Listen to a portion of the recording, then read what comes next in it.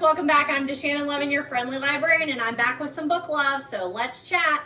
I've got on my English teacher t-shirt, there. But I'm about to go upstairs and get a sweater to put over this, a cardigan, so that's also English teacher uniform. That's okay, right? Because it's freezing. I am in Southern Ohio. We've been in a deep freeze since the end of December, first week of January. Today was a nice regular school day, but I'm ready to talk some book stuff with you. So as usual, I'll have some books that I've read since the last time I've talked to you, which admittedly is not very many. And then I am shifting a little bit in this particular episode and talking to you a little more seasonally about some January or starting a new year books. So that's where my mind has been. I've even been thinking about like my book planners, if that's something that you do, or how I track my reading. And then also my regular planners, like my Hobonichi, that sort of thing. So I'm just mentioning some of that. I really want to talk to you about some more seasonal reads, either ones I've read and I recommend to you, and I'm going to add to our list of my recommended reads, or ones that are on my list that I am also trying to read this year. So give me just a minute. I'm going to go upstairs and get my cardigan, and then I will move these off of the table so it's a little bit cleaner look for you, and I'll sit down and we'll just hang out in my library and have a nice little book chat. How's that sound? Hope it sounds good to you. Stick around. All right, so I have a friend who is sitting by her mother's bedside, and they're in like last days. So I am gonna leave my sound on my phone and apologize in advance if you hear like notification dings, but I told her to call me anytime. So I'm just gonna, just in case, I'm gonna leave that on so I make sure I catch that phone call if she calls, and I will pause and then come back to you. Okay, so just to pause, apologizing ahead of time that you might hear my phone dinging, and I'm well aware of that. So we'll start there. So we'll just so as you know there, I'm gonna go ahead and light a candle. This isn't the one I want. So if you remember, if you're a return person, I've mentioned the Lake House candles, and my favorite one was that Palo Alto that has been amazing. And I went back in December and I got 4 different ones. Actually, I think I also got Palo Alto, but some different ones. This one's spiced wine, and it's okay, but I'm down to where there's not a whole lot of that one. So I'm gonna set that one aside and use it. I know this weekend, I think I'm gonna be sitting and working quite a bit through some things, catching up on some paperwork. So I'll save that for that one. And Will Light, because I don't think I've even lit this one. I have not. Will Light Smells Like She's Reading Again. This is Sandalwood Rose, Small Batch Candles, Z Garden and Greenhouse, High Valley Paper Company. My friend who is sitting with her mother right now, she gave me this for Christmas and I talked about it in my last video if you're interested, but my Christmas gift from her was a Advent gift, and you got several gifts, and then they were numbered so you can open them like one each day, and it had something to do with reading or a number of my other hobbies like card making, Gilmore Girls, stationery. It was really, really cool, and this book was in there. So let's light that. I love to have a little bit of a candle going while I'm spending some time with you. I will try and keep this one under an hour, but you know me, that's probably not going to happen. And even though I don't have a ton of new books to talk to you about, I have a ton of books to talk to you about to kick off my seasonal conversations with you. So let's take a look at that date here. I think the last time that we were together was Thursday, January 2nd. It's still January. It is January, what is it? January 27th, Monday, January 27th is when I'm filming this. So let me move that to Monday. Oh, that's a double digit. So 20, what did I say? 27th. So that you'll know when I am talking, just in case. I always think like if something, you know, like pre the election when I talk to you is different than post the election. It's not. I don't talk about politics, but it could be, right? Or the wildfires. Maybe I talk about those and then, you know, afterward. So just so you have some sort of semblance as to what reality I'm currently living in. And I'm pretty boring today. I have my Let It Snow cup and I'm just drinking water, trying to stay hydrated because it's a good thing there's a screen between me and you. My kids have COVID, the flu, strep, mono, and by kids, I mean my students, but they like to touch you or ask you to fill their head or, you know, whatever, cough as they're talking to you. So there's all kinds of things going on. So I'm trying to hydrate and, you know, I'm drinking my vitamin C and we're going to try and stay healthy because I want to talk to you, right? I got to stay healthy for that. All right, today's a little more unconventional. So if this is the first time that you are with me, I'm trying to get myself situated here. If this is the first time that you're with me, it's a little different this time, but it'll start off the same. And that would be, I always start off talking to you about the books that I've read since the last time I've talked to you. So we'll start there and then it just might be a little bit of a different conversation. So try out a different video if this one is not for you because this one is a little more broad. But before we even get started, look at this guy right here. So my cousin came to town and this guy came from the bookstore that we visit when I'm visiting her in Florida. And it's called The Bookworm. They have a little independent bookstore down there and this guy comes from there and he says that he loves to read. He's got a little book in his hands and it's felt. It's lovely. So Deb, in case you're wondering, because we were traveling when she gave it to me, the book survived. Like it's completely intact, not bent, looking lovely. So he's hanging out with us. And his brother is right here. I don't think you can see him in the video there, but this is his brother. He hangs out on our desk too. So, oopsie. We'll see if we can get those two guys to hang out. How's that? Ish. There we go. So he'll start us off. All right. I have black coffee there, but let me consult my notes because I don't feel like that's where we start our that is where we start our conversation. So I talked to you on January 2nd. So I did not have a book that I had finished in January then. I was reviewing the books that I had read like in December when I did that video. So we're going to kick off January, even though it's January 27th, and this is the second video in January. We're going to kick off with Agatha Christie's Black Coffee. So that is this book. For those of you who may be returning, you know I'm a big Agatha Christie reader. I am in the midst of reading her books in chronological order. With the group, we talk about them on Facebook, or no, we talk about them on Zoom. I have the group on Facebook. And we have our next meeting is this Friday. We're doing Crooked House. So I'm listening to that on audio now because I've already read that book. I think I've read and listened to it before. So I'm listening again, and then I will go through my physical copy and take some notes. But we're going to do that Friday night. You're always welcome to join us if this goes out in time for you to do that. And then we just move on down the line chronologically. So that book, Crooked House, is like 1948, I think. And I'm pretty sure we started reading her books. The first one was published in 1920. I think that's right.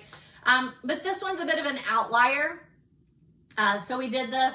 We took 2 meetings like December-ish and kind of veered off of our list and took a step back and had some conversations about a broader Agatha Christie conversation, her hallmarks, which books had similarities or differences, things that we see going through the universe, that sort of stuff. And so then I was like, hey, when we have that second conversation, because the first one we also talked a little bit about her autobiography. So we're trying to make our way slowly through that because it's a slog fest. But this one is not technically one of the novels that she wrote. This is a play that she wrote that was novelized by, it says adapted as a novel by Charles Osborne. So a little bit different, but you know me and my love for coffee. I mean, I know I'm drinking water, but my first love is coffee and tea. So this has always been an intriguing title for me. And it also has Hercule drinking a cup of coffee, which is awesome. So I'm sure he's going to take my place. Oh, where's Agatha? One more up above this. I don't know if you can see it. It's kind of hard for me to tell on my iPad like what you can see. But the next shelf up is by Agatha Shelf. And this is going to be a face out because I love this cover. But it is adapted into a novel. And it's good. It's not going to be my favorite Christie. It's hard to say. It's Christie's story. It's Christie's characters. They are Christie's statements, but someone else is writing them. So it is similar to the Sophie Hannah books. Stella's click-clacking around, so if you hear something, it's her flapping her ears or click-clacking into a seat, trying to go outside. She's already been in and out. She's already been fed, so don't feel sorry for her.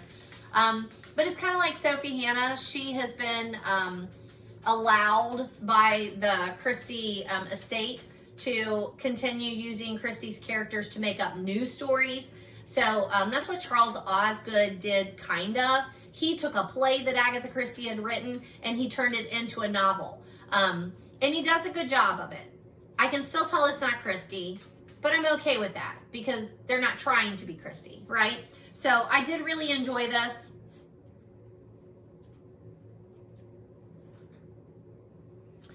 This one did not come out until later too, so it was kind of to whet the appetite of, it was copyright 1997, and in the flap, on the flap here, it says, now in the first novel to appear in over 20 years, perhaps Christie's most famous and beloved detective, Hercule Poirot, returns to bring his little gray cells to bear on one more case.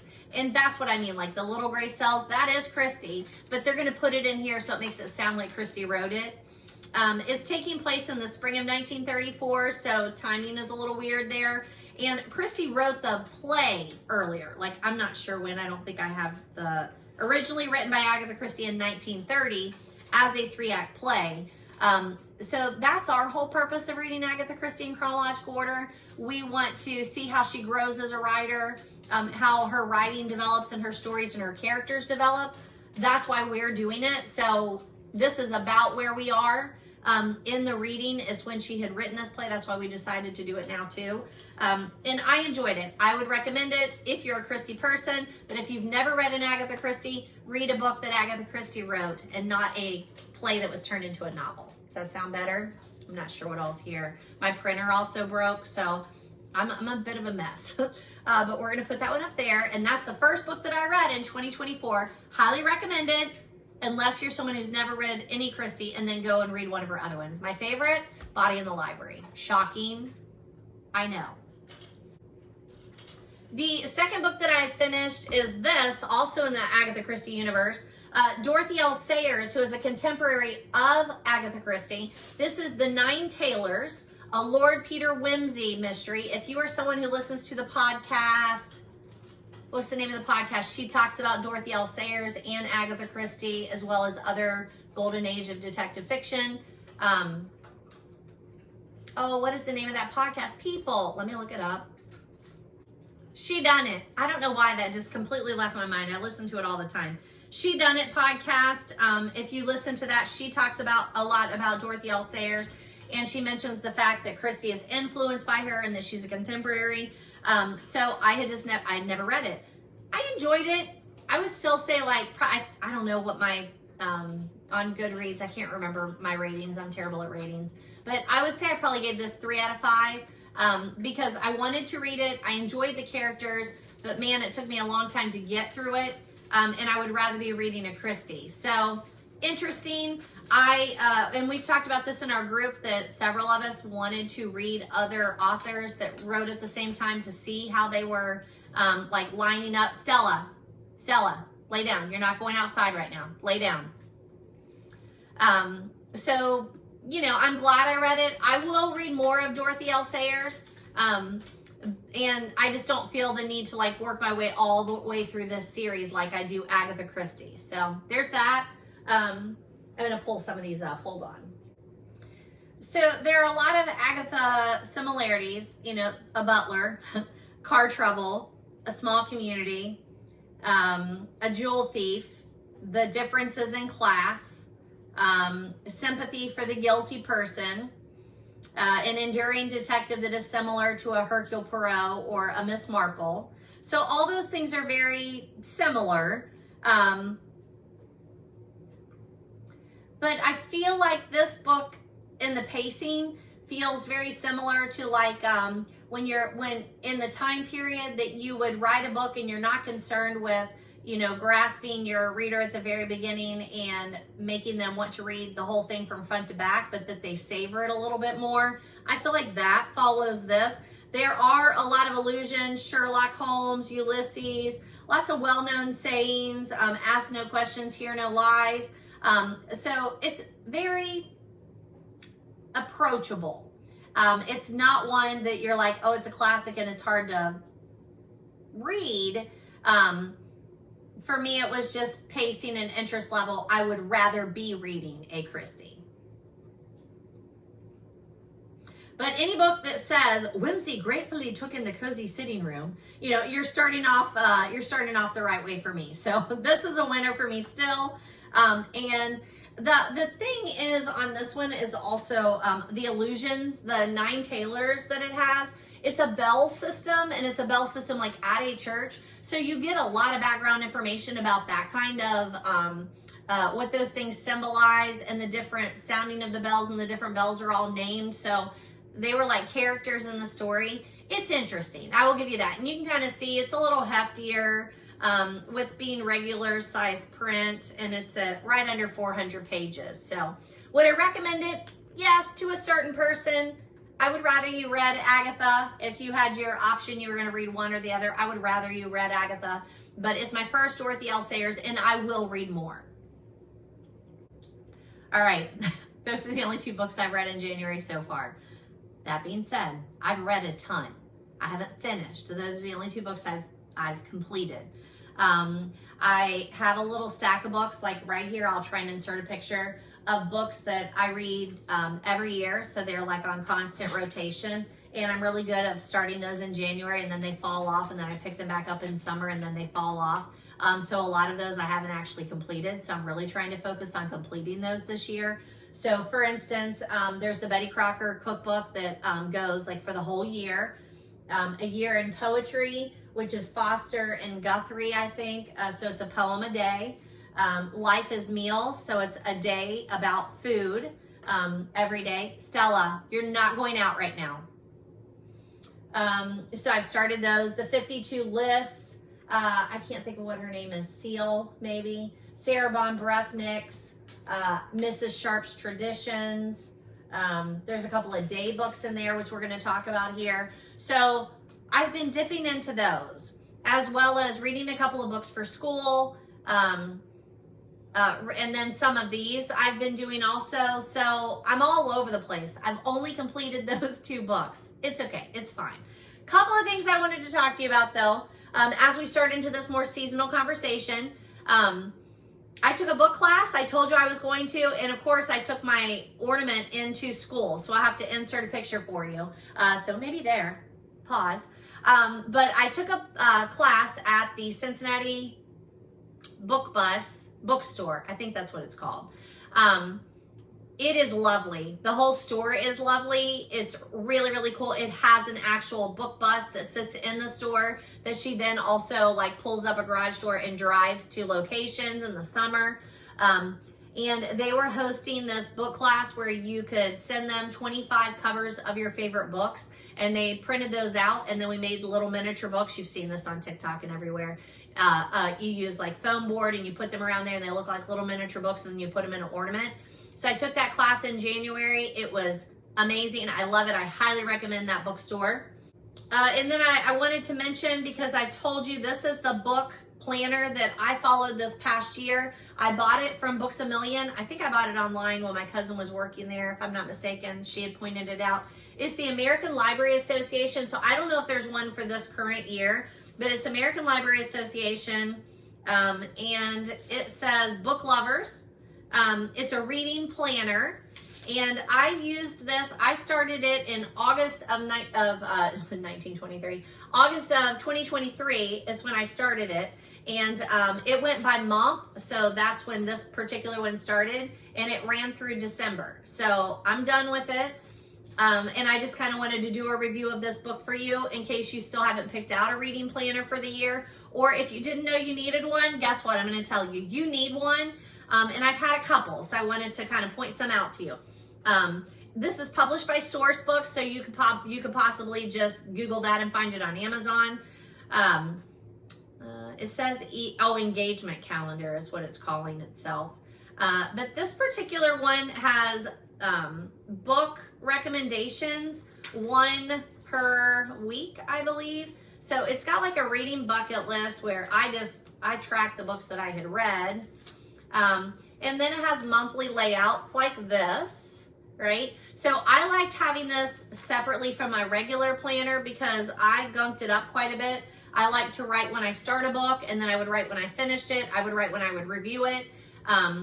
I look to it to set my intention for the next week. I did my reading stats in here. So like I would track when I was reading a book, when I posted things socially book related, when I had a book related meeting, when I reviewed a book. And I really try to review a book every day. It doesn't happen, but that's my intention. It's what I want to do. So I would track that on here. And then at the end of the month, I would count up how many books did I read, how many pages did I read, that sort of thing.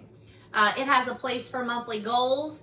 And then it has this reading habit one that I really like. And I actually am still using some of those reading habit pages because I had more than I needed those years. And I'm working on that. I like that. And so then you can see like for each week, it has like a recommended reading over here on the left-hand side, and then your week is on the right. So I only planned my reading in this. I would highly recommend it. I would use this again. I didn't, but just because I'm always looking for something new, but I would rate it highly and I would highly recommend it. Now, I wasn't reading the books that it was recommending, but I had read a lot of those books.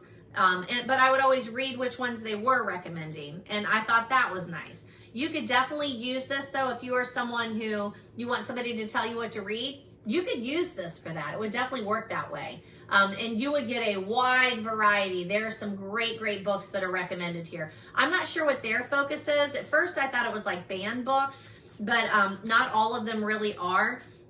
So it just says this 17-month reading journey invites you to explore some must-read titles selected by the American Library Association. So you track your progress. It's got quotes in there. You could do bucket lists. You could keep track of the books that you are wanting to purchase.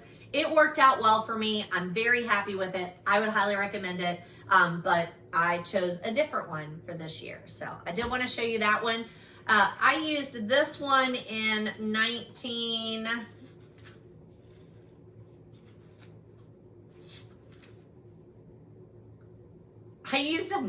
Why do I keep doing that? I used this in 2022. This was my book reading journal.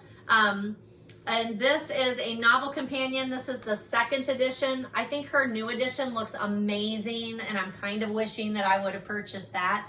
But what I know is how hard it was to get this one back in 2022. So maybe times have changed, but you had to be online at a particular time and there were only so many. So it was hard to get this, right? It's put out by Little Inklings Design. So again, just Google her. She has a great online presence. I did really like this. Now, this one was undated, so you could go in and put your dates in there, you know, for maybe you're someone who you're like, I can't do this every month, or I just want to do this during the summer and see how it goes. This would be a good one because it's undated, but I did relatively the same thing. Books that I'm reading, book club meetings, social book-related posts, and then tracking how many books did I finish. This one had a lot more pages that I didn't use, like I don't do new releases. This is just not somewhere that I wanted to keep that information.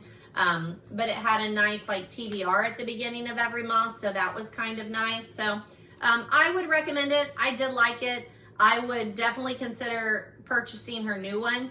I think it's a bigger size and it is just beautiful. You can also watch the videos of her completing her book, like adding to it. She's got beautiful handwriting. You know, it looks like that bookish list, that's her handwriting. So I would highly recommend this one too. So I wanted to throw that one out there to you as a suggestion. But the one that I chose to go with, and I am not sold on it. I'm not sure. So far I'm not doing great with it, but I think it's just maybe a little bit of growing pains. But that would be this. It's all booked up. It's by Rongrong. If you're a book person at all, it's probably all over your feed. It's got some Harry Potter implications here in the front of it. You know, it's got the dark academia look to it. But this is not a dated planner. So I thought I was gonna like try and combine my planner with my reading. It's not going very well. And I think I'm still trying to get my groove, but this is a beautiful, beautiful, I'm going to call it a planner, book, journal, maybe. And I'm working on it. Like, I'm tracking how many pages that I read every day. I'm tracking when I recommend books.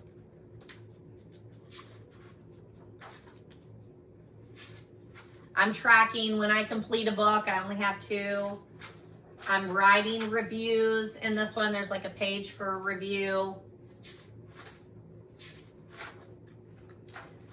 I'm trying to track how many books in each genre that I read this year so that I try and be a little more balanced than I have in the past. Although it's not been bad. Like, I tracked it this past year. Oh, here it is. So in 2024, I read 21 cozies, 14 romance, 12 nonfiction, 12 Christies, 11 mysteries, 9 young adult, 8 modern fiction, 8 seasonal, 6 thrillers, 2 religious, 3 book club books, and 2 other. And some of those might go into different categories. So I have more than 2 book clubs, obviously, right? But if they didn't fit into another category, then I created another category for it. So that's not too bad. 21 cozies is a little heavy for what I want my reading life to look like. So I'm doing some shifting in my reading plans for this particular year, this year that's coming up. I want to read a lot more of books that I own that are on my shelf. I want to finish books that I've started and I've just not finished. So I have some reading goals. We'll talk a little bit about that too. But I wanted to throw out those reading planners in case you haven't decided on one yet. And you know what? Don't get so caught up. Like, I know everybody's telling me what to do. You know, around December and everybody was talking about their Goodreads goal. And I just saw so many people in my feed saying, it's not about a number. I'm well aware it's not about a number. I set goals to push me. They motivate me. We're all different. You don't have to do that, but you might want to consider it. So this might not be for you, but you might want to consider it. And if you didn't get it started on January 1st, you're okay. You're not late to the game. You can do it however you want to. Remember the joy. Just remember the joy, okay? So throwing that one out there. And then I already showed you, like when I ordered this, it was pricey. And I ordered stuff to go with it to get the free shipping, and I spent way too much money. But I've been using these PET tapes, PET tapes, where it's like washi, but they're like clear. I don't know. I love them. I think the whole thing is beautiful. I love the aesthetic. I just have not quite gotten into it yet. I don't know why. I wanted to show you my completed like regular planner that I used last year, and that was the Hobonichi Techo. Is it called Techo? Yeah, Techo 2024 Cousin. But man, look how nice and chunky that got by the end of the year. I really loved this. I'm already missing her. I am trying, I didn't bring it over here, I don't think. I'm trying to work out of my Domino, I did not bring it over here. I'm trying to work out of my Domino Filofax. It's a binder, like a ring binder. I think it has 5 rings. I'm liking it, but it's already looking very similar to this. And this is hard to like carry around, right? So I don't want to be schlepping it back and forth to work. But I also then just keep a regular spiral. And that's been kind of working. I don't love it. I love in this where you had a page a day. So I'm already regretting that. I might end up having to shift into, they have these Hobonichis that have like a March or an April start. I might end up having to do that because I don't know, I'm not loving my other system. We'll see. I'm still, again, even though I wouldn't be starting it on January 1st, I'm thinking about it. But I wanted to show you some other options. So like 2019 and 2023, I also used the Hobonichi, but I used the weeks. So like, I'm trying to find you a good, so they look like this, right? So you got like the week and then you have like a page on the side.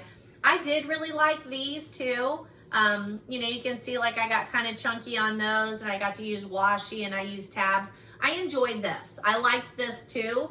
I still think I like this size better. So I'll probably go back to that. And then when I did the weeks and it was not quite enough for like day-to-day note-taking, I also had this, and this is, what is this called? This is a Moleskine daily. And I could possibly just pick up one of these and be okay. So see how tiny those are. And they have one for each day, because I think that's what I'm missing, is the day-to-day chronicling of just, I have something to say and I want to jot it down somewhere. So this might be what I decide to go, just pick up one to fill in the gap that I seem to have. So I wanted to mention all those to you. And then I'll show you my file of facts. I'll put a note on here and show it to you in my next video. Okay, so a couple of things. I wanted to just speak just a second to that it's not about a number controversy. And even the controversy of having a TBR list, it did not occur to me. I'm over 50. I've read my whole life. I've talked about books with people forever. I teach English. I was a librarian in the high school for 20 years. It did not occur to me that the general population did not keep a to-be-read list, a TBR list. And with talking with several of my reader friends this past December when I was working on it, a lot of them don't. I didn't realize that. So I thought that was an interesting revelation, and I wanted to mention that. My TBR list I have kept. Stella is really noisy today, isn't she? I've had a to-be-read list. I'm going to have to go let her out because she's done this like 4 times. I've kept a TBR list for as long as I can ever remember. It was a lot less complicated and a lot shorter a long time ago, whereas now it's a document and stacks and, like shelves. Very different now than it used to be, but I've always kept one. So I've been working on my 2024 TBR list, and I'm going to share that with you. Probably not in today's video, it'll get too long, but I just wanted you to know, like, I'm working on it. Let me go let her out. So I would really be interested in what you have to say about a Goodreads goal, that it's not about a number, because I don't think it's about a number either. But I do think it is about goal setting and intention and setting your intention. And then I'd also like to know what you have on your TBR list. So if that's a process that you could talk about, I'd love to hear that too. So if you know me in person, if you are following me on socials, if you want to drop a comment here, if you've made a video about these things, I'm happy to watch it. So send me those links or comments. Okay? All right. I would also say that my goals for this year, I've been trying to think about those. So just as we welcome a new year, I wanted to talk to you. I want to finish the books that I've started, and that's a whole shelf. There's a whole shelf over there of books I've started and then I sat down, but it's not because I didn't like them, so I'm not getting rid of them. So I just need to go back to them and finish them, right? So I want to do that. That's a big goal that I have. I'm doing the Agatha Christie Chronological Reading Book Club, so I'll continue doing that. I have a regular book club. We call it the Staff and Friends Book Club that I started, 25 years, I don't remember, like 25-ish years ago, and we'll continue doing that. So I will read all of those book club reads. I want to continue reading the Murder, She Wrote mystery series. Those are cozy mysteries. I really enjoy that. I'm currently reading one now. I think it's called A Deadly Judgment. So I want to continue doing that. But I want to shift from reading so many cozies to reading books that have been on my TBR list a long time, maybe literary fiction or more modern fiction. And I've just had them, like, people will mention an author and I'm like, man, I've wanted to read them forever. Or a title and I'm like, yeah, I know that book, but I've never read it. And I keep hearing them over and over again. So I've been like working on that list. And again, maybe that's a video that'll be coming up. I don't feel like I have to do it right this second. But I'd like to talk to you a little bit about that list, my TBR list. But there are some other like very January books that I wanted to talk to you about today. So I want to get to that. Oh, and then also, I said I was going to do it last year and then I didn't. I have a lot of people in my life that are readers. Some of them are very seasoned readers, but I have a lot of former students or younger friends who are just getting into reading. And I would love to have a big party. I would love to have a reader's party and invite those people to come and hang out for an afternoon in the summer, whenever, my slower time.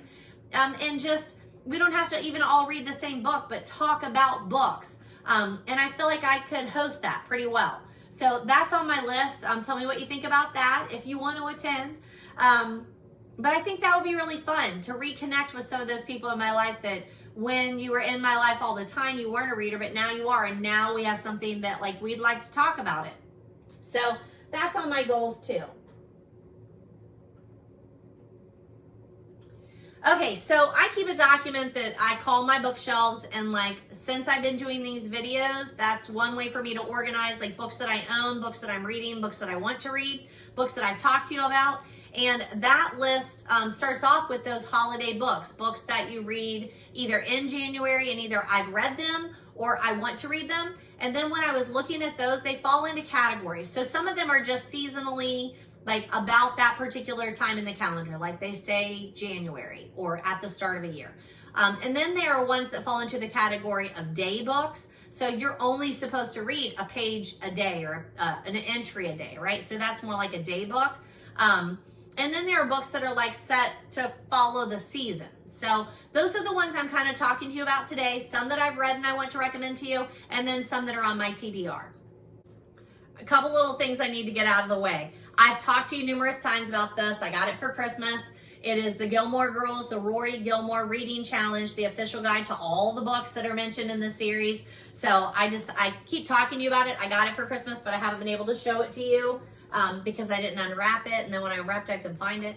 And I bought this Karen Barnett, Where the Fire Falls, a vintage National Parks novel. I got that for Christmas also. I picked it out for someone who said, hey, I need a gift for you. I have the Cumberland. This is the college I went to, not University of Cumberland, but Cumberland College. And the magazine came in the mail, so I wanted to show you that one. One of my students gave me these adorable little owl, they call them stick markers, but they're like little Post-its that you can use while you're reading. And I think those are so cute. I wanted to show you those. It does not have a brand. Well, it has a brand, but the brand is written in Japanese, so I can't really read that. I think I found a link for you though, so look in the show notes if you're interested. Over the break, I went to the Enchanted Novelties bookstore in Harrison, I believe it is, and I bought these book notes, and I thought they were absolutely adorable, and they're Post-its. So like when you pull it off, it's like a Post-it note, and you can put it in the book and be filling out some of the information as you're reading it. So I wanted to show you those. They're called book notes, and they're by Meggie Moos, Meaggiemmoos. So I'll put that link down there too, so you can see those. I mentioned these, but couldn't put my hands on them in a previous video. At Half Price Books, on one of the end stacks, they had these cool book lists. So I have a Half Price Books picks, or what they're called. Romantasy, fiction, and banned books. And you can also scan the QR code for more information on that. Got it? Okay. So I thought those were cool, and I was going to take those to school because those are three categories, three genres that we talk about. So I wanted to show you those. I also bought this. I got it for Christmas from my mom, but I ordered it for myself. But it is a Cincinnati Cafe Passport. Now, when I bought it, I thought it was like a little independent thing. It's not. It's a series. They do them for all different cities. So even if you're not close to Cincinnati, they will probably have one for your city. But they mention all of the independent coffee stores, not all, but a large gathering of our independent coffee stores, coffee shops, a little bit about it. And then it gives you like where you can rate it. And I think that's super cool. And then, man, what did I just went to? I went to Square Mile. That might be in here. I went to Square Mile. Are they alphabetized? Okay. Let's see. Square Mile, are you in here? 86 at Wells. So no, I don't think so. No. So it's not in here. I went to that over the last weekend. And we have a couple of new little things that are in there. So my sister got one too. So I think it's cool that we're going to have these and we can carry them with us and try and go to some of those. But it's called Cincinnati Cafe Passport. But it's probably made for your city too. It came across my Facebook feed. That's how I know about it. And then last one, and then I'm going to get to those books. This is Pigeon, The Letter Reinvented, Write, Fold, Send. I picked these up in Little Nashville, I think it was.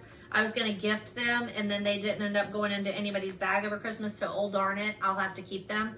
But I want you to see these because they're super cool. They're book themed. And you can open them up to make a letter. So like, see how it's a page? Looks like a piece of paper, right? And then you fold it up and tuck it. I thought there was a place you could tuck it in. Maybe not. Maybe you do this and then put the stamp there, the sticker, and then you write the address. Isn't that cute? Super cute. And those are called Pigeon, Pigeon. Made and hand folded in the UK. I think that's so cool. So I wanted to share those with you. All right, so now let's get to these books, but Stella is staring at me, so let me let her in. Okay, so I am going to tell you I won a contest from the Cincinnati Hamilton County Public Library. I won their Shelfie contest. It's the one that I always use like for my profile picture on here where I'm standing up and pointing at my book stack and my books are in the back here. That photo won me the Shelfie contest from them on their blog, and I will be getting some great swag. I emailed them last night and made contact and said where to drop my stuff off. So as soon as it's ready, I will be going to pick those up at the public library and I will share my swag with you. I'm so excited. It was just a fun thing. If you follow Cincinnati Public Library, you may not have recognized that was me. I'm sure you recognized me. All right, so the first one that I wanted to mention to you today is the 1-year Bible.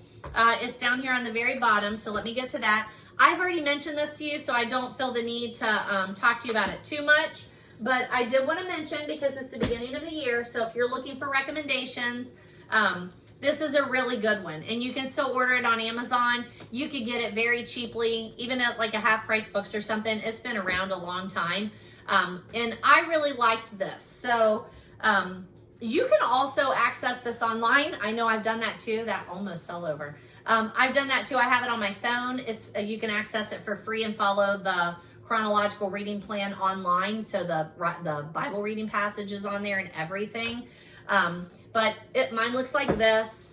It is hefty, right? It's a big one, but it's a daily reading. So every day it's got a passage that you would read and how much you would need to read that if you're reading every day of the year to complete the Bible in 1 year. So yes, you're a little bit behind. But you know what? If you what's it called? On the app, if you choose this reading plan, it starts you on whatever day you start on, like day 1. Let me find it. Because I always say the Bible app, but I don't think it's actually called the Bible app. Youversion. It's called Youversion. You can choose the chronological reading plan. I have already mentioned this to you, so I just wanted to say, hey, as we're starting off the new year, if you need a Bible reading plan and you want to read the Bible in 1 year, that's how this works. It also says chronological, and I feel like the entire text, this is New Living Translation and 365 daily readings, arranged in the order the events actually occurred. So, it's not like start in Genesis 1 and read through. It actually follows a timeline. And it does mention the timeline to you if you're looking for that. So I think that is really cool. It's got undated and then 2166, 2000 BC, and then it kind of goes from there. So you can kind of see how that's laid out. I think that's super cool. So highly recommend that one. I know I said I wasn't going to say much about it, and then here I am, right? I recommend this book every year. It's called The Year of Cozy. It is by Adriana Adarme, and it's one that's usually facing out right here with my holiday reads because I love the color. I love the cover, and it is, I aspire to be cozy, and this is the Year of Cozy. So it's one of those that, every year I go back and I flip through. It has recipes, it has crafts, it has like how to organize your pantry, lots of food, lots of drinks, Thanksgiving menus. It's just lovely. It is a great book to move throughout the year. So that's The Year of Cozy. I know I've talked to you about that one too.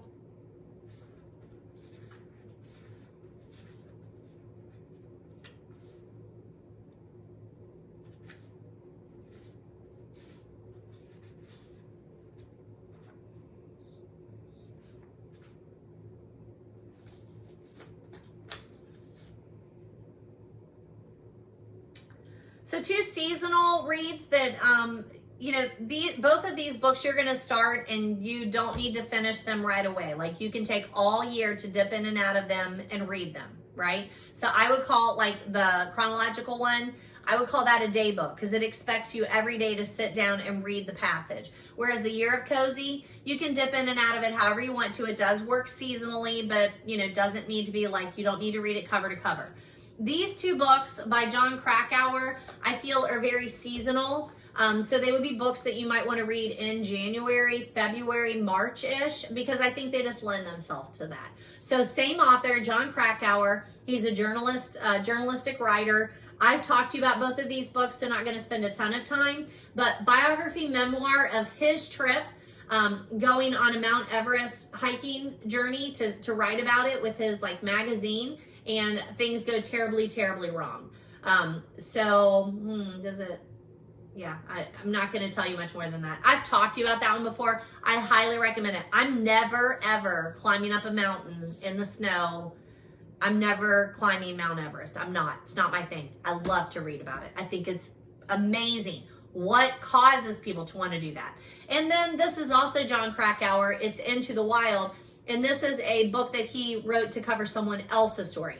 And it tells you right on the front, in April 1992, a young man from a well-to-do family hitchhiked to Alaska and walked alone into the wilderness north of Mount McKinley. His name was Christopher Johnson McCandless. He had given $25,000 in savings to charity, abandoned his car, most of his possessions, burned all the cash in his wallet, and invented a new life for himself.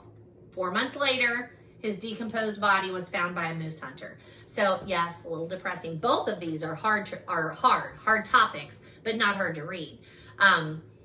It's just a phenomenal book. I think you would really appreciate it, and I know I've recommended that to you before. This is very seasonal right now because my ground is covered with snow. It's melting, but it's definitely snow. So this is a beautiful book. It is The Snowflake Winter Secret Beauty. The text is by Kenneth Leverett, and the photography is by Patricia Ramundsen. But they take pictures of snowflakes up close and personal, and then they also talk to you about the science of a snowflake. Lots of information in there, lots of this is why it works this way, and nature is amazing. It's absolutely amazing. So I've read this book. I dip in and out of it every winter. I flip through it. I look at the pictures again. I remind myself why the snowflakes are different. Highly, highly recommend The Snowflake, Winter's Secret Beauty.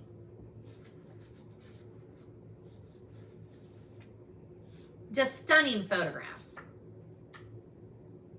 but very informational about the science and the physics of snowflakes. Why they're all unique, just like us.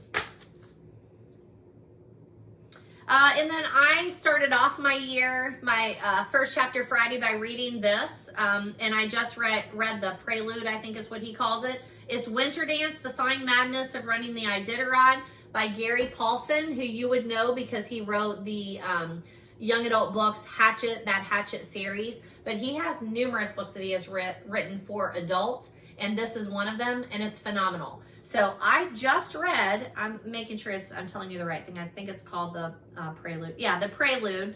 And I'm only doing first chapter Friday. I only get to read for about 15, 20 minutes. And within 15, 20 minutes, numerous people want to continue reading this book. He talks about being in a very precarious situation immediately, and it pulls you right in. So highly recommend Winter Dance by Gary Paulson, especially if you're a Gary Paulson fan. Like you read it when you were in junior high or you read it when you were in high school and you didn't realize he continued writing books for adults. I also have another young adult suggestion. John Green, Maureen Johnson, and Lauren Miracle wrote this, Let It Snow. Maureen Johnson, I think we're getting ready to read another book by her in my young adult literature class. So that's interesting.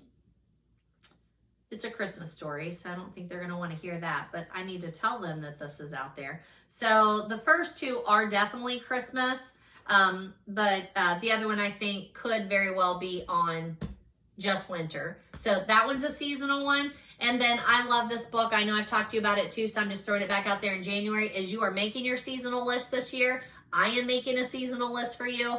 Read this, read it. Call of the Wild, White Fang by Jack London. White Fang is the one that I particularly love. This book has both of those in it. He also did To Build a Fire. You can find a PDF of that online if you Google Jack London To Build a Fire PDF. Lots of schools use that as a text, also a text set. But man, guys, I'm telling you, I didn't read it until last year. This is what I mean. These are the books I want to pick up this year. I've always heard about it. I know we read part of it. We read something by Jack London when I was in school. I don't remember it. I don't remember liking it. But White Fang comes up over and over and over again. So finally I was like, you know what? I'm going to read it. And I absolutely loved it. I'm a dog lover. And this is a tragic, difficult, trauma-filled book for dogs, wolves. But man, I loved it. It was so good. I think a lot of psychology, a lot of the animal instincts that you read about, it's just so fascinating. I loved it, and beautiful, beautiful writing by Jack London.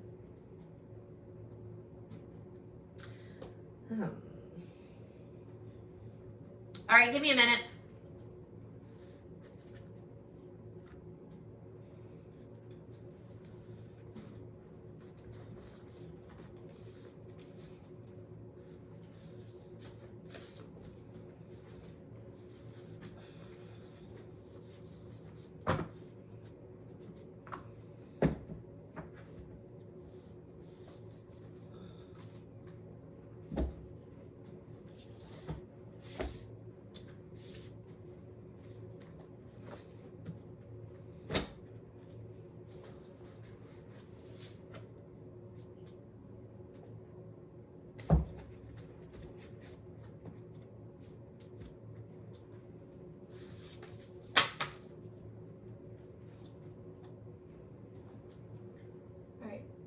Julie of the Wolves, Day Books.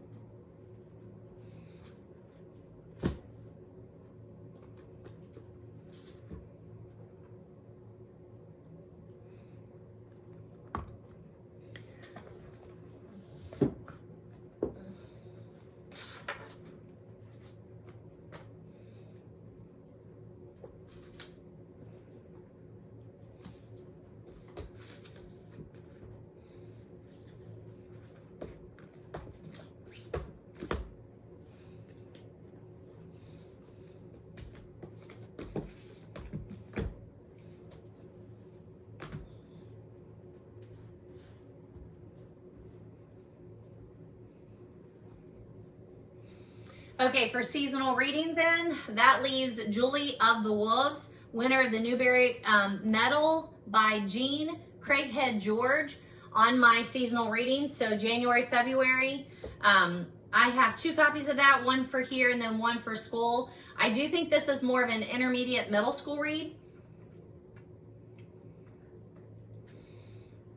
but I'm okay with that because I've never read it and I want to read all of the Newbery Awards.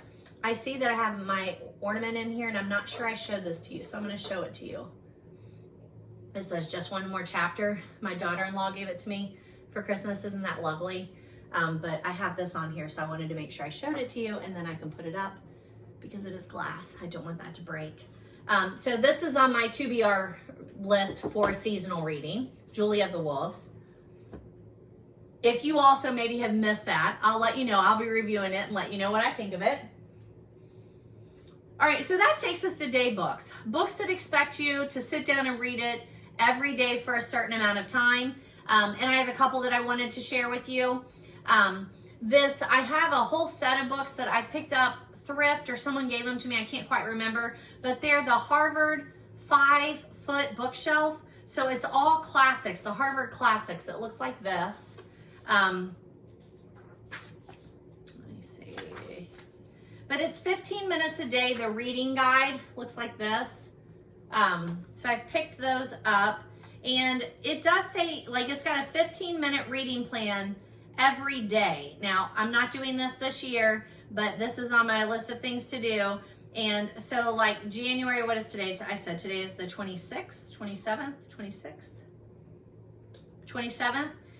So it would be today you would pull down volume 20 and read pages 267 to 279, Dante and Beatrice in Paradise. Dante fell madly in love with Beatrice at first sight, but it's doubted if he ever spoke to her in this world. He tells of his happy meeting with Beatrice in Paradise. Dante, victim of political persecution in Florence, January 27, 1302. Read from Dante's Divine Comedy.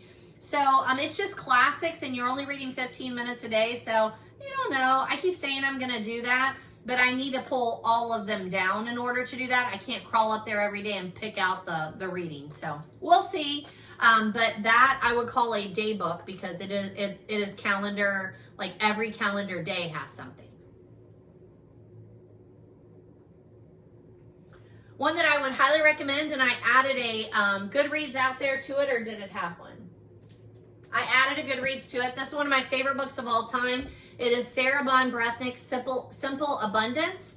Pretty sure Oprah is who introduced us to Sarah Bon Breathnach. And this book has a reading group guide in it, but I think that's only because I thrifted it. Was copyright 1995, so this would have been the year after I graduated from college when I was watching Oprah religiously. And I loved this book. I thought it really spoke to me. I have lots of things underlined. I took notes into the margins, but it is a day book and they're very short. See how short those are? So it's just a little bit, right? This is one that I, would love to return to. I would love to return to this and just go through it, but I'm going to set my day books in a separate place so that I could do that a little better next year after I complete some of the books that I've started this year. Next year will be more of a review. That's my game plan anyway, but I highly recommend Simple Abundance, Sarah Bon Breathnach. It's a lot about grace for yourself, like calming, intention. I think I've said that a couple times in this video, right? Deciding like where you want your life to go and be thinking about that and giving thought to it and not just moving through your very, very busy day without an actual plan. That's what this reminds me. She gives you some lessons. She gives you things to think about. And it just really worked for me. This really worked for me. I love this book. Highly recommend it. Let me look and see if I added anything on Goodreads that I need to tell you. It's a day book of comfort and joy. I think that's what I was like, oh, day book. That's the word I'm looking for when I'm trying to talk to you about what kinds of books I'm recommending here. Okay, I'm going to read you my review because this is exactly what I mean. Part of it. I love day books, and this one might be my favorite. Grounding, inspiring, meditative. It shines light on the spiritual and the creative areas of life. I love that it pushes my reflection. So, I want to sit down and read every day, but sometimes when I first get up, my mind is all over the place and it's hard for me to remember, why am I doing this? Why don't I just go get a cup of coffee and get moving? So it teaches you gratitude, simplicity, order, harmony, beauty, and joy. Just plain joy. Those things that you might need a little help on from day to day. So highly recommend this one as a day book, and I've read it and I put the recommendation out there. And then, if you so choose and you need a little bit more, there's some discussion things on this online, reader's guide. And it looks like they do have a copy of it online at pathfinder.com. So throwing that one out there. Another book that I would highly recommend, and I want to read again. I actually started reading a little bit. This is why I didn't get books completed, because I was dipping in and out of these things to talk to you. But Life Makeovers by Cheryl Richardson. I think she's another Oprah person. 52 practical and inspiring ways to improve your life 1 week at a time. She was helpful with organization, transforming the way that you think. I read this, looks like I got it for Christmas in 2001, and then I read it the following year. I'm going to read a couple of the headings to you. The Gift of Time, What's Draining You, The Power of Focus, Stop Juggling, Start Living, Check Under the Hood, Give Your Brain a Vacation, Spring into Fitness, Are We Having Fun Yet? And there are 52 weeks. So whereas these are day books, this is a week book, okay? Week, W-E-E-K, that will make us stronger. But I really liked this one. There's a little section for your reflection, like she'll give you a place to make some lists. She gives you like a take action challenge at some of them. She also gives you like further reading lists for what she's doing that particular week. Okay, so I'm just like page 101. What if you were to decide right now to throw caution to the wind and shine a light on the desires that you have? Well, what would those be? So it's that. They push me to think, be a little more analytical about my day. Highly recommend Life Makeovers by Cheryl Richardson. And then down here, I've had this book for a while and I said I was going to start it and I haven't started it yet, but I don't think it's too late. I think I will probably start this one. But it's called Cache Lake Country by Rollins. So this is this really heavy, pretty book. It has a map in the front of Cache Lake, C-A-C-H-E, and it starts in... Hey, look at that. How do you not want to read that? It starts at Cache Lake. There's like a preview and then it's got January through December, just a month at a time. So I'm going to start this one January. I'll do the January reading this week or this weekend. I don't know what it's about because it's one of those books that it has no cover, but I'm just so drawn to it. I want to get that one started. So that's on my TBR. All right, so I've talked to you about some seasonal books that I think you should get started. I've talked to you about some day books or week books that I think you might be interested in that I've read or I'm reading.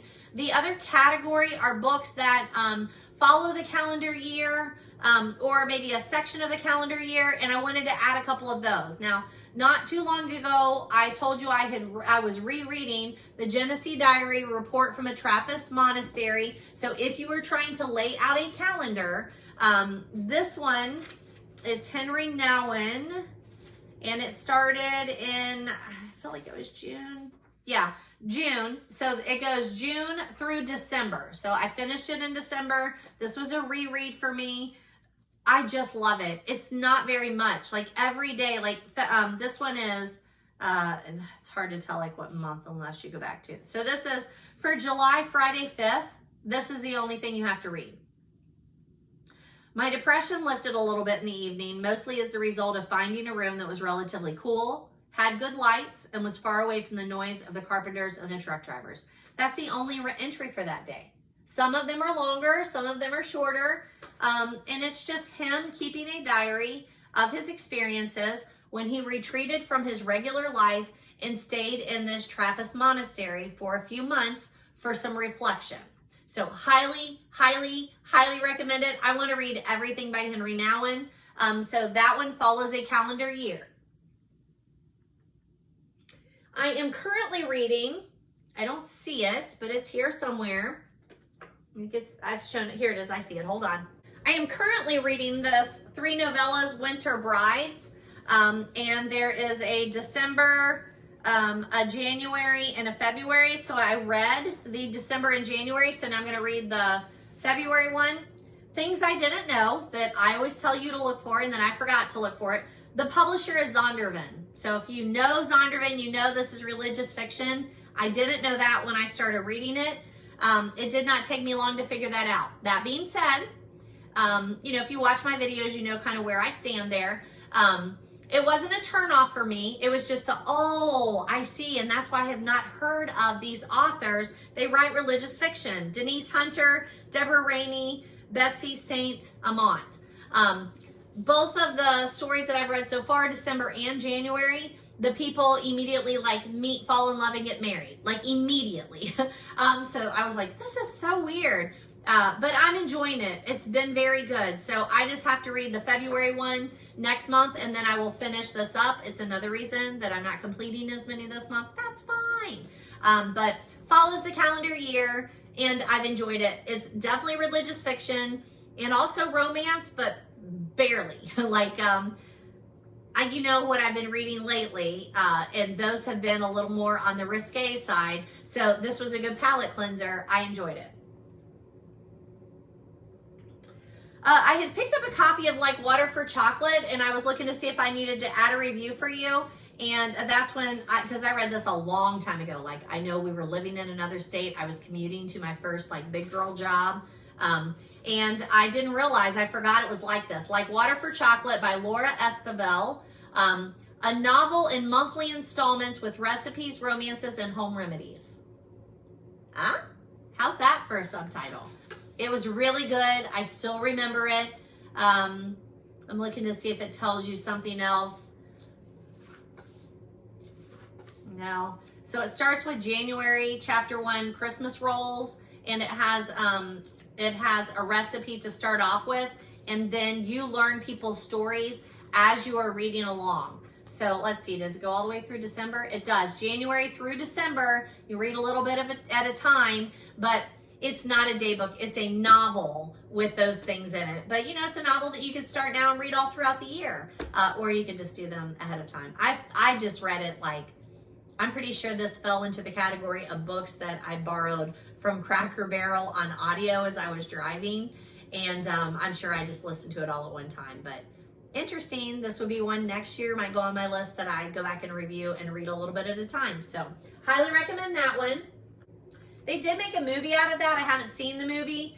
Several of the ones I've talked to you so far, they've made movies out of. There's a movie out there for Into the Wild, Into Thin Air, is that what that one was? The other one was called, by Krakauer. Both of those have been turned into movies. Into the Wild is a beautiful movie. I know I've already recommended it to you, but I will throw it out there again. It's a beautiful movie, but I haven't seen Like Water for Chocolate yet. Bit of mystical, magical realism. This was such a fun book. I highly recommend this book. Not the chocolate chip. I highly recommend this too, but we've been cooking out of it, so I have that here to show you later.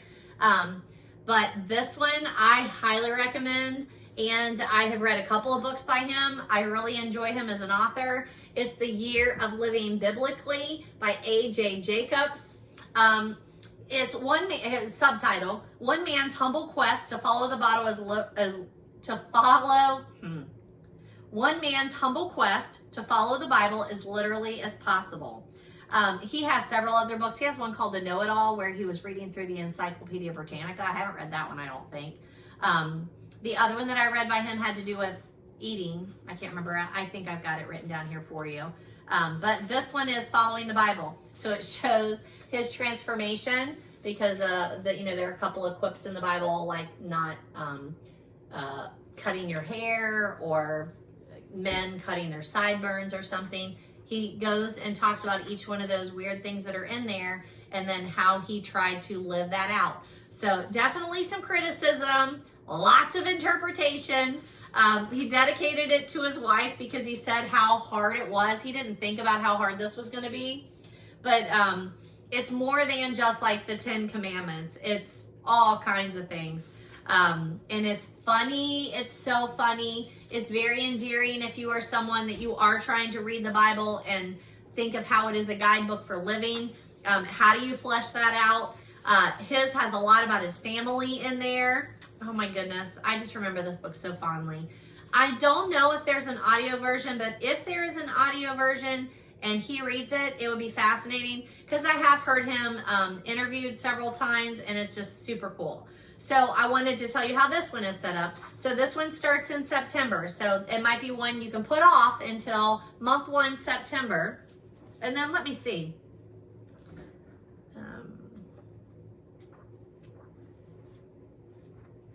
It doesn't have a table of contents, which makes it a little difficult to see when something starts.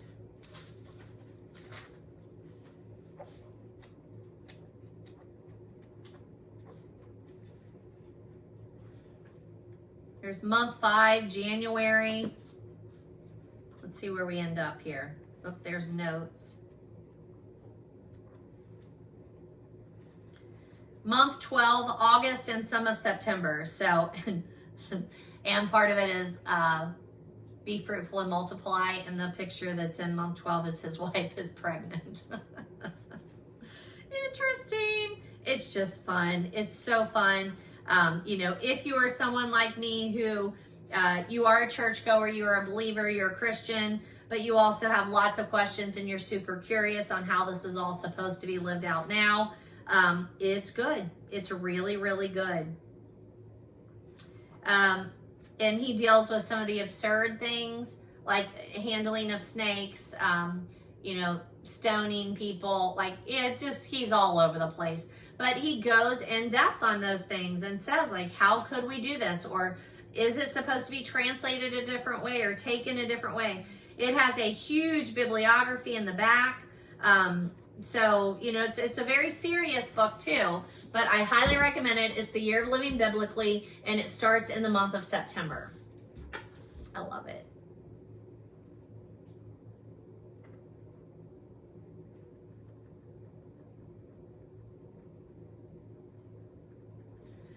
Then I wanted to add a third category. So in addition to seasonal books and then day books and then books that have a calendar start, there are books that I think you could start reading and you could take like the year or several months to read, but the theme of them would be good books to start reading in January, and that would be Eckhart Tolle, A New Earth. And after I picked up a copy, I have a copy, and then I just picked up an extra copy. And after I did that, I was listening to a podcast, and they were talking about how you will always find his books in thrift stores, and it's true. I don't know if I noticed that, but again, guess who had him on their show and talked about it, and that's how I got to know him. That's right, Oprah. So I think she gave me that that introduction into his books. And she had him there for a number of times, not just like one time for one interview. But it's Eckhart Tolle, The Power of Now, A New Earth, Awakening to Your Life's Purpose. And I just think you could work your way through it without having to be very much in a hurry. Chapter 1 is The Flowering of Human Consciousness. Chapter 2 is Ego, the Current State of Humanity. Then we have The Core of Ego, Role-Playing, The Many Faces of Ego, The Pain Body, Breaking Free, Inner Space, A New Earth, Your Inner Purpose. So purpose, right? But heady, new age kind of purpose. But I highly recommend it, and you could take your time reading it. See, this one even has the Oprah's Book Club sticker. So throwing that one out there.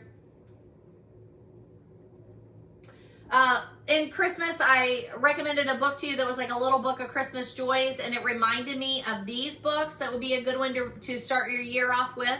And those are books by Kathy Peel, P-E-E-P-E-E-L.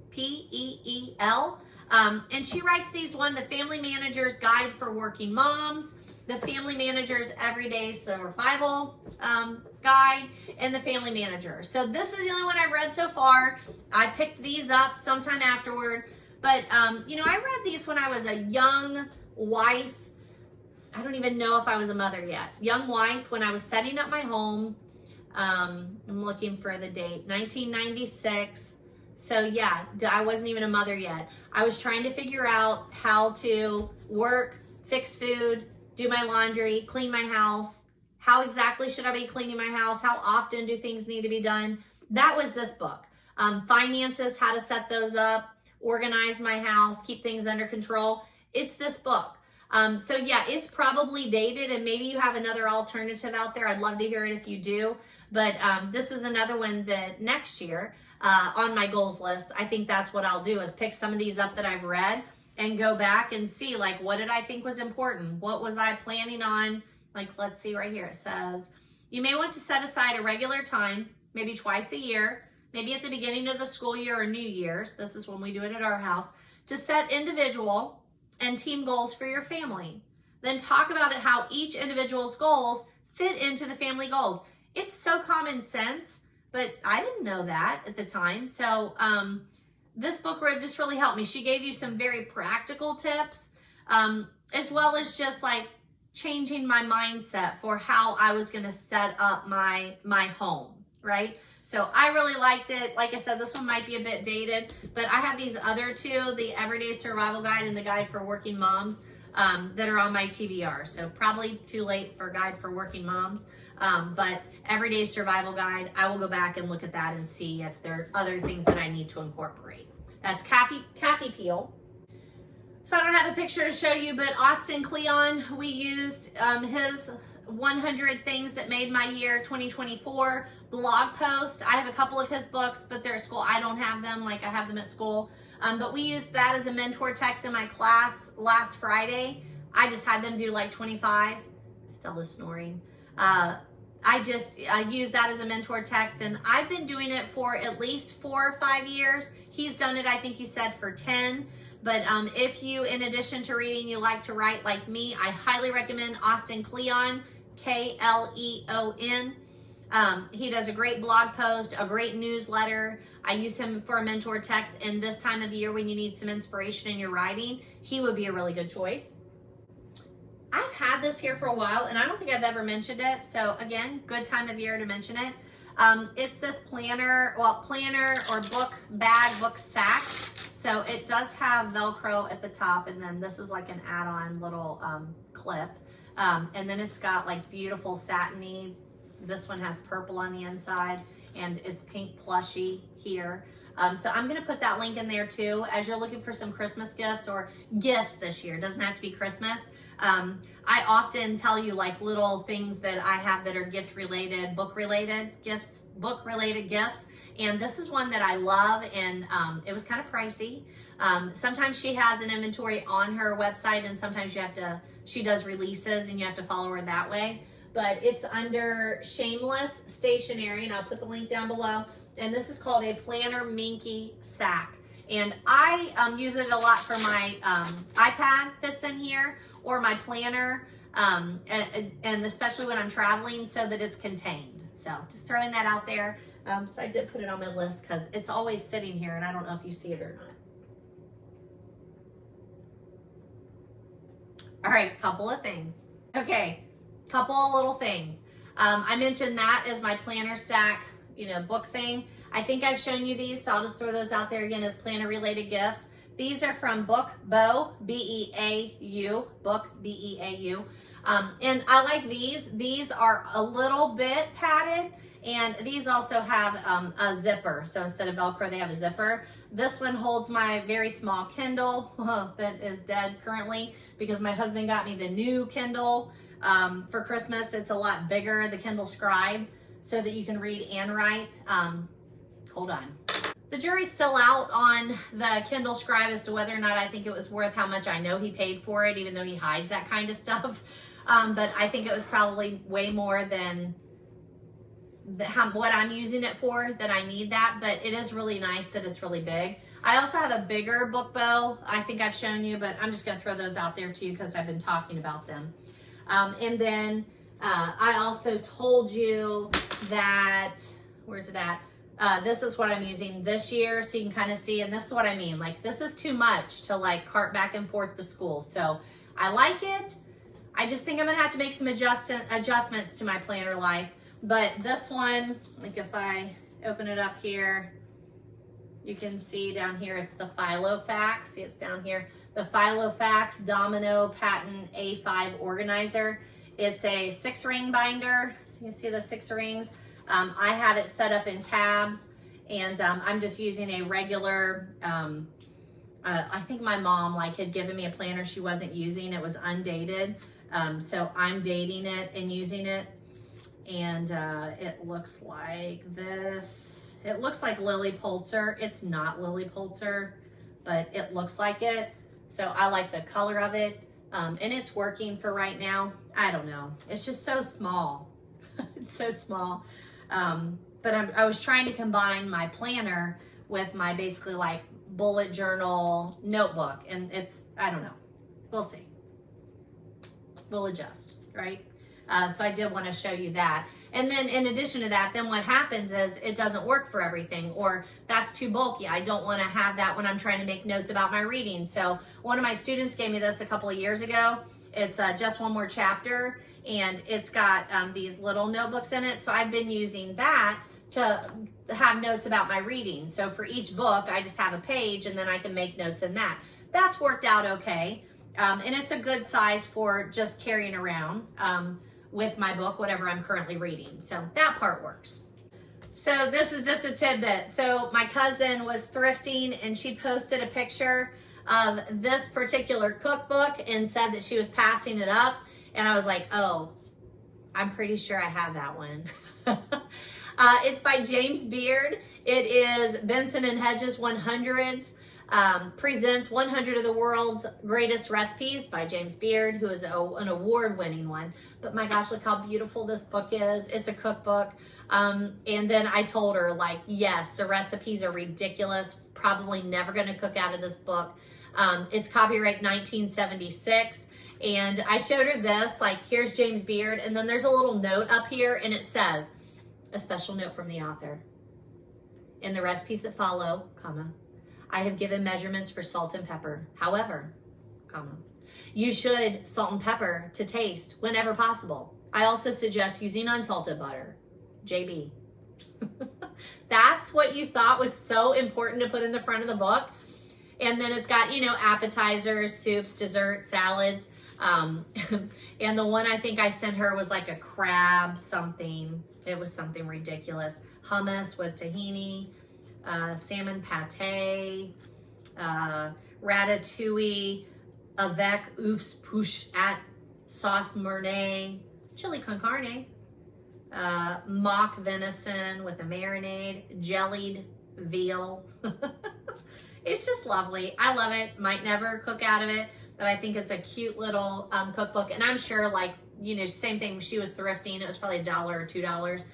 I doubt that I paid very much for this, but I did want to mention it. It's on my to-be-read shelf. I am currently reading Agatha Christie's Crooked House. I have that meeting Friday night, so that's on my currently reading. The Search for the Perfect Chocolate Chip Cookie has been on my shelf for a while. I know that we purchased this when we were on a young family vacation, like in Savannah, Georgia, if I'm not mistaken. But I've started trying to cook each of the chocolate chip recipes. It's by Gwen Stage. So this is another reason why I've just not completed a bunch of books. Like, I went back to the beginning and I'm reading through it and then pausing to make the recipes. So we did the Orchard's the Orchard's, excuse me, chocolate chip cookies. And then there's a section on chocolate through time. The original Nestle Toll House chocolate chip cookies, we made those. It goes through the ingredients and talks to you a little bit about each of the ingredients too. So now we're on the Orchard's chocolate chip cookies. So that's the next one. So I'm just moving my way through this one very slowly, but by the end of the year, I want to have completed it. All right, so I'm gonna kind of pause there because I'm an hour and 32 minutes in and I only finished 2 books since the last time I talked to you. Everything else was an addition. But in this video, I really wanted to focus on January, seasonal books, day books, week books, and then books that follow the calendar start. To get you started on that list, I'll make a prettier document and like show that to you and post it for you. That might help you out a little bit. But I also had a couple of updates that I really wanted to get out there before I get you to the next video. I've been adding reviews, but I'll just kind of set those to the side. I've been talking about the books that I recommend in my classroom. I'm going to just set those aside to do those next time too. Try and do a video in the next couple of weeks after this one gets out there. But what I wanted to mention to you was Parnassus Books. If you're not following her on social media, you need to. It is Ann Patchett, who wrote Bel Canto, who I've already talked to you about. Bel Canto, I've already reviewed that book for you and highly recommend it. They made a movie. I haven't watched it. But I'm trying to read Tom Lake. I borrowed that from somebody, so I'm trying to read that. I have 2 more of her books, Run and State of Wonder. So I'm working on those. I put those on my TBR list. And then I've talked to you about Debbie Maycomer, and I haven't read a lot of hers, but I found another book on my shelves that I just need to add to my TBR, and that one's called Hannah's List.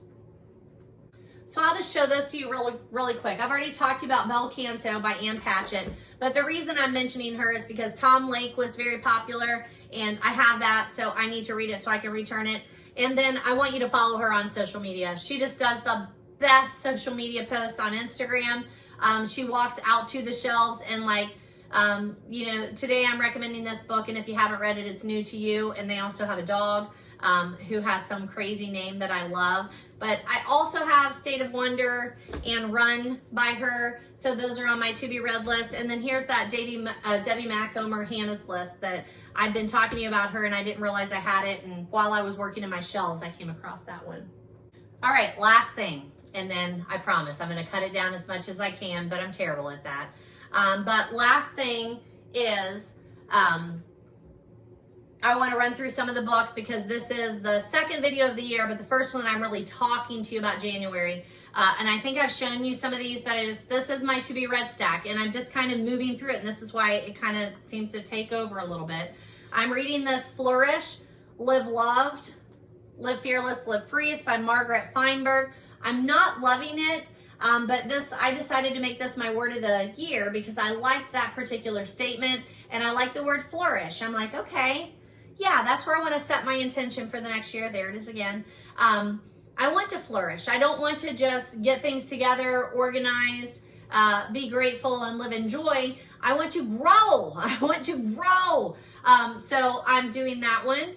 And I think I might have shown you that. I've been reading The Lives We Actually Have, 100 Blessings for Imperfect Days by Kate Bowler and Jessica Ritchie. This is like a day book. The Flourish is like a day book. So the Flourish is by the week. So it's not a day book, it's a week book. In this one, The Lives We Actually Have, you can read it day by day, like they're numbered, and they're kind of like poetry, kind of like free verse. I bought it because I thought it might be one that I could read and then put in the classroom. It's not working out that way, but we'll see, maybe, but we'll see. I'm not sure this is what people are looking for whenever they're thinking of picking up and reading like a piece of poetry. I thought it would be like that. I don't think it's gonna work that way. I am reading Tiny Changes, Remarkable Results, Atomic Habits, an easy and proven way to build good habits and break bad ones. Great January read. I have a friend who's reading it at the same time, and then we just send our comments back and forth to each other, our thoughts on the book, and that one's working well. We did Rich Dad, Poor Dad. We've done several books together that way. This has been really good. A great conversation starter, and I highly recommend that. Like, he's a former student, and when he was in school, like, he came in the library all the time. He was not a reader, but his class came in, and we talked a lot about popular culture, shows, and then it morphed into like talk about finance or talk about religion or talk about politics. Like, all of those things kind of just happen. And we had a really good foundational base that when he then graduated and we would continue keeping in touch, we were still talking about some of those things. And then he decided he wanted to read. So then I was like, let's pick a book and we'll read it together. It's been fabulous. I love it. It's a great experience. I am reading the Agatha Christie autobiography. My group has discussed part 1, 2, 3, and 4. So we're still going. I've got some tabs in there. That's a slow going book. I love Agatha Christie, but man, she meanders in this. It is not an easy read. I'm reading Poetry for Young People by Robert Frost. This is a little one. I use some of his poems in my classroom, so I just wanted to read more of his poetry. It's very seasonal, as you can see. I'm reading Sandra Gervas, 111 Places in Columbus That You Must Not Miss. I've hit a lot of these, so I'm just kind of moving through, making a list for the summer so that when we do take a day trip up there are some places I don't want to miss. And I'm reading this. A Perfectly Kept House is the Sign of a Misspent Life by Mary Randolph Carter. It's published by Rizzio. It's really like a book that you sit on your table. But I'm reading through it because I've had it on my table for a long time and now I want to read it. And it's creative spaces. It's just a beautiful book. Like, I don't even know. Like, I'm going to show you something, you're going to be like, that's not beautiful. But it is. Lots of creative spaces. I'm really enjoying that book. It would be one that you would purchase too. Sit around so that you can easily flip through it. Also reading Rags and Bones, new twists on timeless tales. And I'm reading this because some of my favorite authors are covered in there. Neil Gaiman's covered in here, and we're not even going to talk about him. Really, really difficult to separate the artist from the art. Oh my gosh, please stop. I mean, it's so hard. It's so hard. Whatever. I'm still reading The Secret Lives of Booksellers and Librarians. I'm going to finish that and give it back to the person I borrowed it from at book club. And I'm reading this 10 House. I don't know what this is. It's a publication of some sort, but it's winter reading with little stories. So there's my to be read stack. That's where I am. Where are you? What are you reading this year? How are you deciding to do your to be read list? How does that work for you? What does it look like? I'll add in some pictures for you, and I will get that started, that list where I am giving you the list of daily reading, day books, week books, maybe it's a month book, books that follow the calendar year, and seasonal books. I'll get those together for you, okay? So you don't have to sit down and write it all out if you don't want to. I'll get it together, and then you can copy and paste it into a Google Doc. Does that sound good? I wish I could share a Google Doc with you, but I don't think it's going to let me do that.